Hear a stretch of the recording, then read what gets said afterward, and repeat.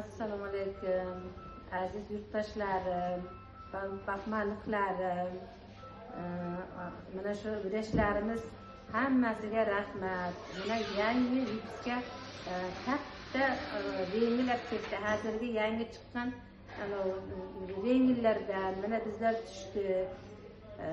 Chanoqlarimni, oyoqlarimni tushirdim. Yaxshi dedi. Bir 3 yil 4 yil avval yemilish bor bo'ldi. Meni 2 yil men Asqarjonning klinikasida davolanaman.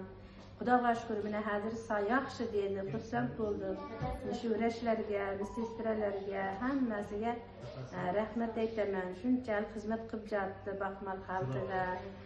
Yurtdoshlarim, keling sizlar yangi yengil kelgan, hamma foydalanib qolsin, sog'liqlarini tiklab qolsin.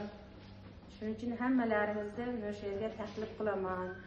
Avvalambor prezidentimizga rahmat. Hamma sharoit yaratib qo'yibdi. Mana shu klinikalarimizga ham shu apparatlarni jo'natib qo'yibdi.